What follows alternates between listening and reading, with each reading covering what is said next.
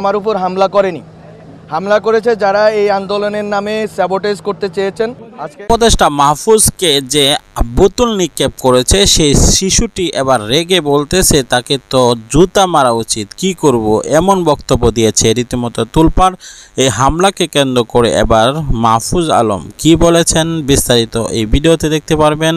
এই হামলার বিষয়ে বিস্তারিত তিনি কিছু কথা বলেছেন এবং সেই হামলাটি সেই শিশুটি কেন করেছে, কী জন্য করা হয়েছে, কার নির্দেশে করেছে সেই বিষয়ে সেই শিশুটির জবানবন্দি রয়েছে ভিডিও শেষে। না টেনে ভিডিওটি শেষ পর্যন্ত দেখতে থাকুন, তাহলে অনেক তথ্য পেয়ে যাবেন ইনশাআল্লাহ।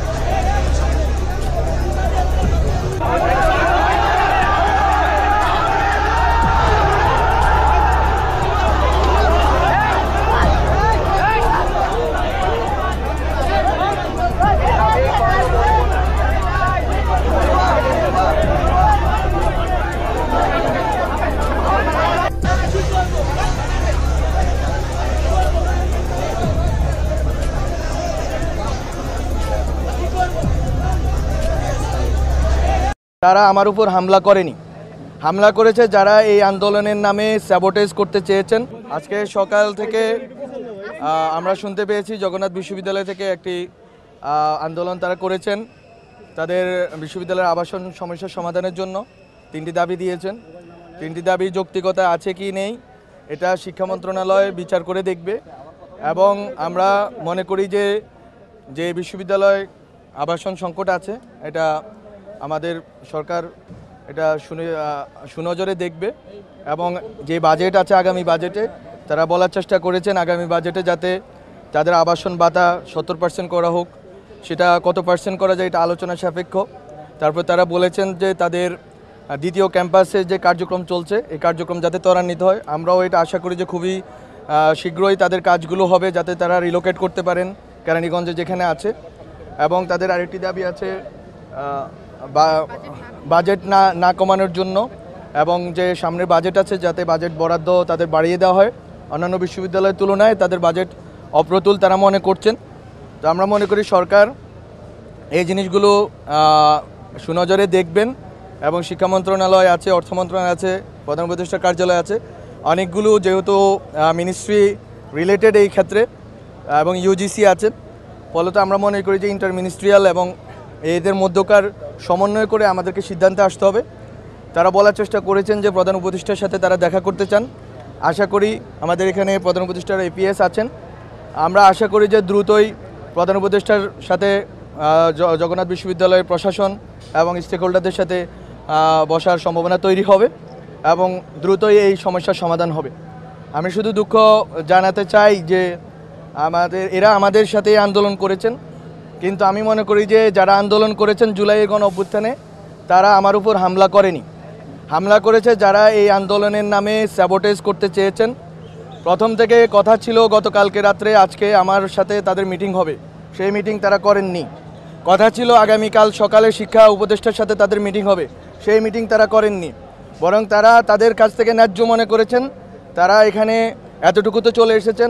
আমরা শুধু এতটুকু বলতে চাই, আজকে থেকে যমুনা চল চল যাই যমুনায় চল চল যাই যমুনায় যাই এই রাজনীতি এই মুভমেন্ট আমরা আর হতে দিব না। আমরা এই ক্ষেত্রে স্ট্রিক্ট ভূমিকায় অবতীর্ণ হব, যথেষ্ট হয়েছে।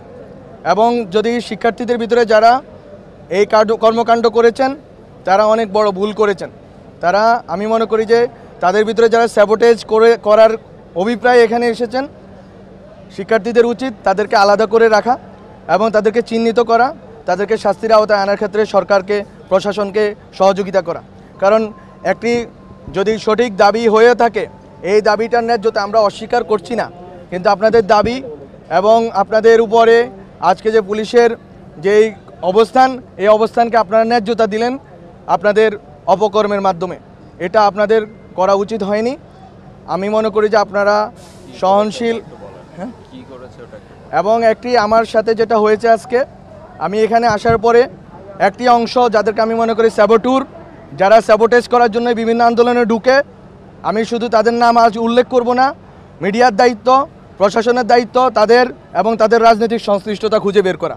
আমি বলবো না, আপনারা খুঁজে বের করুন, দেখবেন একটি গ্রুপকেই পাওয়া যাবে এবং তাদের যেই নির্দিষ্টভাবে একজন ব্যক্তির প্রতি যে হিংসা গত 8 মাস ধরে রয়েছে এবং তাদের যেই হিংস্রতা অনলাইনে দেখা যায়, তারা আজকে এখানে এটা করেছেন। আমি জানি না, আমি শুধু আমার সন্দেহ জানিয়ে রাখলাম। প্রশাসনের দায়িত্ব, মিডিয়ার দায়িত্ব এটাকে খুঁজে বের করা এবং এখানে বিভিন্ন আন্দোলনে যারা স্যাবোটেজ করবেন তাদের ব্যাপারে সাধারণ ছাত্রদেরকে বলতে চাই, স্যাবোটেজকারীদেরকে আলাদা করেন। আপনাদের ন্যায্য দাবি সরকার শুনতে রাজি। আমি গতকালকে রাত্রেও মিটিংয়ের জন্য রাজি ছিলাম। আজকে রাত্রে আমার সাথে 9টায় মিটিং হওয়ার কথা ছিল, আগামীকাল সকালে মিটিং হওয়ার কথা ছিল। কিভাবে হুট করে এই মিছিলটা সেই পুরান ঢাকা থেকে কাকরাইল পর্যন্ত এসে পৌঁছেছে আমরা জানি না। আমি আইন শৃঙ্খলা বাহিনীকে বলতে চাই যে শিক্ষক এবং শিক্ষার্থীরা যখন আন্দোলন করবেন, আপনারা অবশ্যই তাদের সাথে প্রথমে ডায়ালগ করার চেষ্টা করবেন, প্রথমে সংলাপের চেষ্টা করবেন, প্রথমে কোনোভাবে ফোর্স ইউজ করবেন না। এটা আমাদের একটা ট্রমা, আমরা যারা অভ্যুত্থানে অংশ নিয়েছি। আমি মনে করি যে আপনাদেরকে প্রতিটা পদে পদে তাদের যারা নেতৃবর্গ আছে, আজকে শিক্ষকরা ছিলেন ওখানকার, যদি আমি দেখলাম আজকে শিক্ষকরা ওদের কাছে পরাজিত হয়েছে এবং শিক্ষকরা তাদের কাছে অসহায়, শিক্ষকদের কোনো নৈতিক মোরাল অথরিটি তাদের উপরে নাই, এটা আমার জন্য দেখাটা দুঃখজনক ছিল। কিন্তু তারপরেও ওনারা আমাদের শিক্ষক, তাদের প্রতি শ্রদ্ধা রেখেই বলবো। প্রিয় দর্শক, একে তো চুরি আবার চুরি। প্রিয় দর্শক, মাহফুজ আলমের উপর এভাবে হামলা ইতিপূর্বে কখনো হয়নি, তবে মাহফুজ আলমের উপর হামলাটা হয়েছে রীতিমতো খেয়াল না থাকার কারণে, অচেতন অবস্থা থাকার কারণে। সকলেই কিন্তু রীতিমতো মাহফুজ আলমকে কোনো ফোকাস না করে আন্দোলনকে ফোকাস করেছিল, আর সেজন্য এমনটি হয়েছে। মাহফুজ আলমের নিরাপত্তা দেওয়াও কিন্তু সেখানে অনেকটা অপরিহার্য হয়ে উঠেছিল প্রত্যেকটি আন্দোলনকারীর। কারণ আন্দোলনকারীরা যদি চায় যে সব কিছু শেষ করে দিয়ে তা আন্দোলন রক্ষা করবে, তাহলে স্বৈরশাসক শেখ হাসিনার মতো হয়ে